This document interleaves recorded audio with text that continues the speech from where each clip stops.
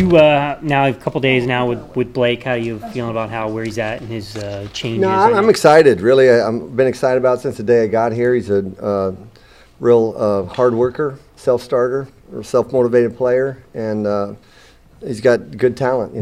So I'm working with a guy that's a young player that wants to get better, and he's he's been in early every day and he stays late. He's one of the first guys here in the morning and one of the last guys to leave. So excited. Noticeable differences between tape last year and what you're seeing on the field right now? I think so. I think he's done a great job of cleaning up his mechanics, number one. And, in technical terms, his takeaway, he was dropping the ball down very low, and he's cleaned that part of it up. So now he's working on another aspect of his throwing motion. So I'm excited to see that. Again, very hard on himself. He's also critical of himself, but he recognizes what needs to be fixed, and he's able to do that. A lot of guys aren't able to do that when those issues come up. Now? Sorry, what part is he working on now? You said he's working on a new part. Yeah, on his takeaway and his follow-through right now is the emphasis that he's working on now. When you come into a situation where the quarterback's here, how much do you talk to him about, hey, what did you like from last year? Yeah, we do a lot of that in terms of the concepts that he was comfortable with. There are a lot of similar concepts from offense to offense, and so and we looked at it as a coaching staff as well, and wanted to find out what this group did well in both the run game and the pass game, because we have so many returning starters offensively. So that was part of our initial evaluation when we first got here as a coaching staff. So we've tried to incorporate some of the things that they did well. So you thought there was some. There were some good things. Yeah, there were some good things. So we'll expand upon those. Greg, what have you seen out of the offensive line? Obviously, that was a unit that struggled last year. But what they're a real professional group. You look at it right now, which I've in my time in coaching, I've never been around a group in the OTAs where every guy comes out the practice field and they're over here doing something individually, trying to better themselves. And they're an extremely intelligent group. I know that, and they work well together. So it's been encouraging. In the second round of the draft, you had your pick of all the running backs except for the first two. What separated TJ in your guys' mind? He's a great. You'll hear Kelly Skipper talk about. He was a playmaker, and he played big in big games. He played in a big program. Obviously the game wasn't too big for him at Alabama, and he's a very knowledgeable, intelligent player at the running back position. And Alabama runs really a pro-style offense. They're able to see him do things protection-wise, route running-wise, and blocking, really, and did a lot of things well that would translate well to this level of football. Could he be a three-down player right away? That to be asking a lot of any player, but I wouldn't put him past him. He's another guy. He's another real self-starter and a hard worker, so I wouldn't put it past a player. Have you seen enough, or did you see enough from Lee and Robinson at all to get a good feel for him? It's good. Those guys, Robinson's been back doing some things, so we're excited about that, and he's really showed up the last 2 days. So that's my first chance to look at him live. Certainly had to evaluate him coming out of college and like the player at that time, and so he did some really nice things yesterday in his first practice back. And Marquise was doing well in the phase 2 before he got injured, but I liked what I saw out of Marquise as well. How do you like having Julius and Mercedes at that tight end combo? I think it's going to be it's good, obviously good for us. Good matchup issue for us, and they're both. Obviously Julius is more of the route runner type guy, and Mercedes is a guy that is a good route runner, but also is an extremely good run blocker. So I think they'll complement each other very well. How much changes scheme-wise for you, Derek to Blake?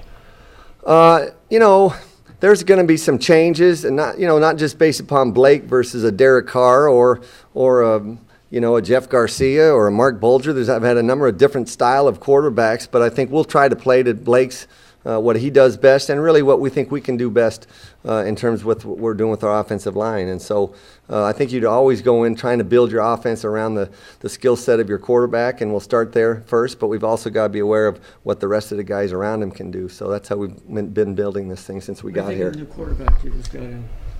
Tool, I haven't got a chance. We just met with him for the first time this morning. Again, he's someone that I've known throughout the league, and certainly Coach Marone and Coach Hackett had a background with him and shared some of that with me and Gus and Dave, and so we felt comfortable with picking him up. So excited to work with him. What did he bring? What did they say he brought? Extremely intelligent.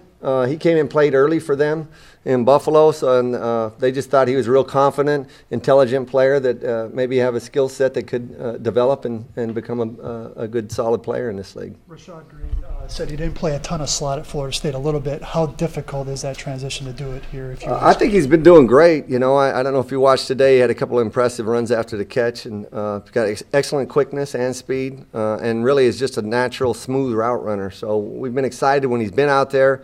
He's, was battling some health issue a little bit, but when he's been out there, he's been very good.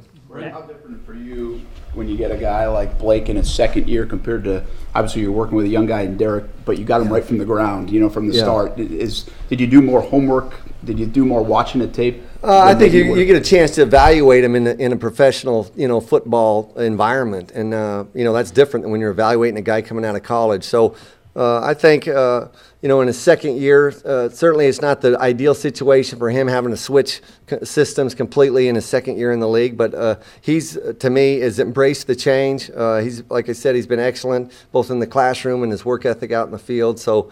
It wasn't an ideal situation, but like I said, he's picking things up well, and we're real excited right now with where he's at. Following up on his follow-through, can you give us some specifics as to what you're looking for, what he's trying to hone in on? Well, like I said, without getting too technical, just after the release of the ball and the way it comes off his hand, so it's a consistent spin coming off of his hand, so something that he's working at. The one thing we have noticed is a little bit better spiral. Yeah, have you noticed? that's what we're trying to get to, and obviously the quickness of the release as well. So. Brandon Williams is a guy who hasn't played a lot of football over the last couple of years because of injuries. How is he looking as he gets reacclimated to it's hard to – it's really hard. I mean, it's not – he looks good right now with what we're doing. And, again, we haven't been able to – you're not able in these sessions certainly to go live, and you have to limit the contact and what's going on. But, we've seen positive things from him. Is he a right tackle only? Yeah, that's what he's been playing. Yep. How deep did Wisniewski have to dig last year to get through the season with the shoulder?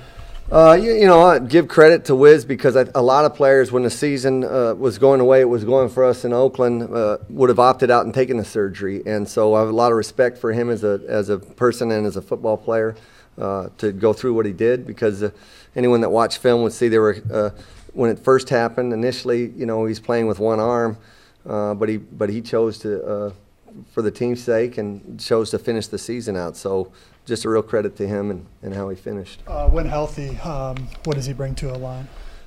He's a real professional. Certainly he started his entire time in Oakland at both guard and center, so he brings versatility there. He can be a two-position guy, which we liked. He's extremely intelligent, and we just felt like if we had an opportunity to bring in a center that may be able to help the young quarterback along, why not do it? And certainly a familiarity with him, I think, helps, and his familiarity with the system. So I think that'll be an advantage that he has coming in, is that he knows a lot of the terminology. Again, a lot of what we're doing will change based upon Blake's skill set, but a lot of the terminology remains the same, and a lot of the protection calls and some of the run game calls and things will remain the same. So. Greg, how has Can kind of acclimated himself to the group, gotten acclimated to the group? Great.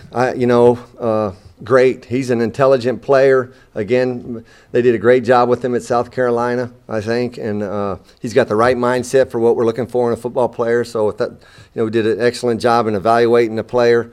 But those guys have kind of taken him under their wing, but he's jumped in. There wasn't a lot of prodding they had to do with him. He's come in and been a pro from day one. Do you see there being an opportunity for him to start as a rookie? I think everyone's just out there competing right now, trying to get better, to be honest with you. I believe there's great competition at every position, and that's, we're encouraged as a coaching staff overall at every position, from tight ends to wide receivers, running backs, offensive line. We've got great competition, and I think that's just going to make everybody better. A couple more guys from the coach. A dynamic player, Denard Robinson, as you've seen. What can he bring to this offense in different roles? Well, the fact that he's been a quarterback, to me, he understands the game from that position. He, again, is a true competitor, like what we've seen out of him in that aspect. He's gained weight from, I had a chance to coach him at the Senior Bowl, and he's gained weight since then and strength, and he looks more like a natural running back. So been real encouraged with his progress and how he's competing out here as well. How far along are you in terms of getting everything installed and having the players kind of have we're that close. familiarity? Again, the way that we've that Gus has set up the OTAs. You know, we work on a different situation each day. Today was a no huddle 2-minute, you know, and then tomorrow will be short yardage and heavy groupings and heavy formations. So we're still, we'll be installing throughout the OTAs, and that's the way it's set up. But they've been exposed to a lot of the things that we're trying to do through phase 1 and phase 2 of the off-season program. So they've seen it on paper. They just haven't had a chance to go out and execute it on the field. Last question. Different than from what you've done in the past? No. I think most of the OTAs are places that I've been. The head coaches has set it up that way to where you're installing something on a daily basis or an OTA basis, and then finish up as you get through. You know, OTA 12, you've tried to install just about everything that you're going to get going into training camp.